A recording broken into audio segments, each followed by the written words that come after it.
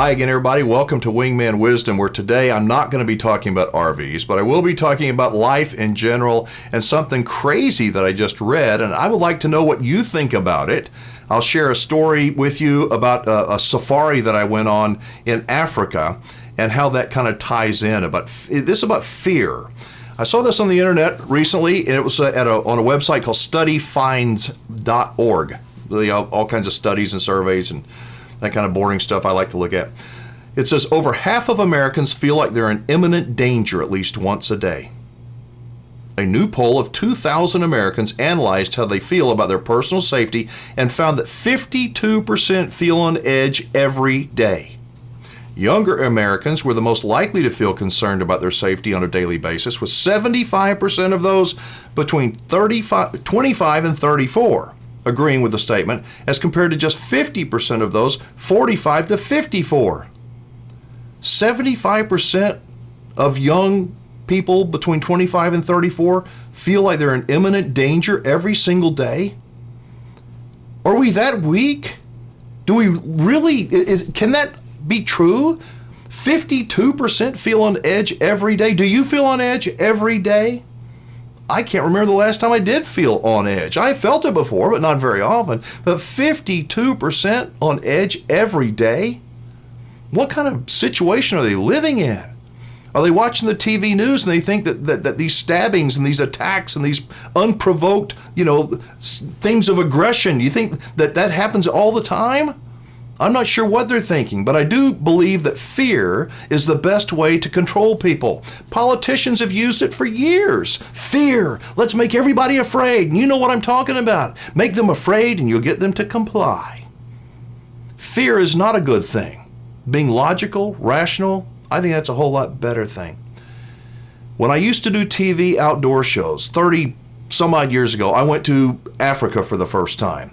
Before I went, I met the professional hunter that was going to take me on safari. Great big guy, very sophisticated, handsome. Like 6'5", great big guy. And he had a South African accent, very sophisticated. And I thought, well, this is going to be an easy hunt. This guy's elegant, and he's a classy guy, and I'm going to go over there. Man, was I wrong. He was a classy guy, but he was one tough, like a rugby player. This guy was tough as nails. But he would tell me that he has a saying, the weak ones die in Africa. The weak ones die in Africa. I'm like, what does that mean? He goes, well, you'll find out. So I go to Africa, and this ties back in here because I think that a lot of these people that feel fear, imminent danger every day, they're weak. Should they die? No, they shouldn't die. But they're weak.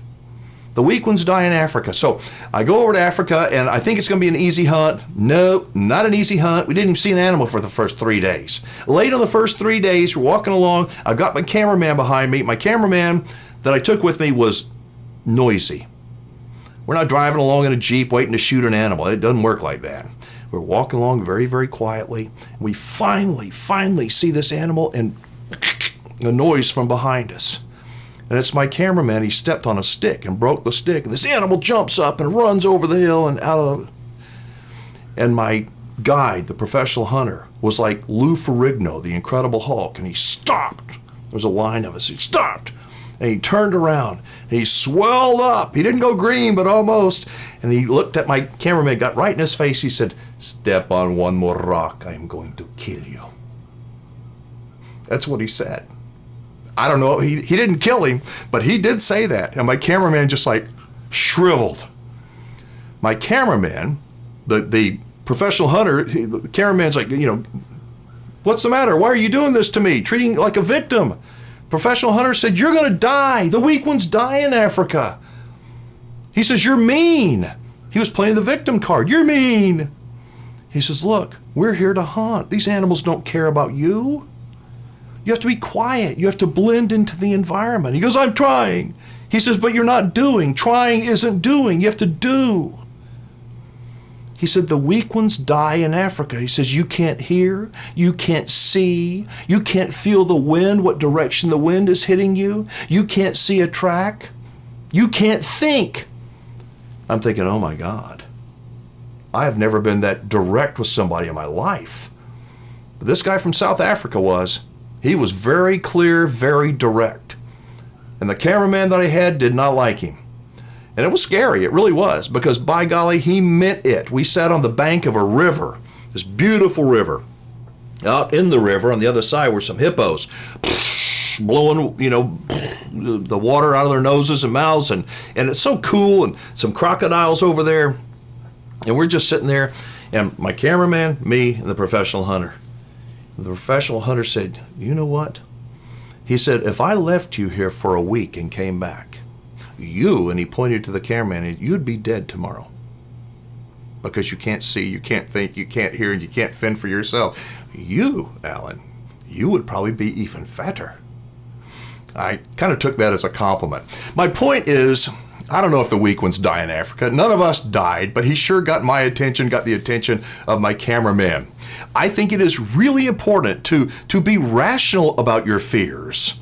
When 52% of Americans say that they feel in imminent danger every single day, I don't believe it. It cannot possibly be. Do you feel like you're in imminent danger every single day? What do you think about this study? I think it's a bunch of BS. I think too many people, especially in the big cities, probably live in fear because they have never been out in the world. Do the weak ones die? Unfortunately, they do. Sometimes even the strong ones die. Unprovoked attacks happen. But using your head, being aware, like my professional hunter said, you've got to listen, you've got to think. You've got to be aware. You've got to become the animal. You have to become the predator. You have to think. It's situational awareness. And the more that we are situationally aware, not only will we be safer, but we'll make better decisions in our life. People will not be able to manipulate us as much because we're aware of what they're trying to do. But we've got to think. Be in the game. Be in the game. Thank you so much for watching. Let me know. You think that 52% of Americans, you agree with the study, feel like they're in imminent danger every day? Do you feel like you're in imminent danger every day? I'd like to know what you think. I'll start talking about RVs again tomorrow.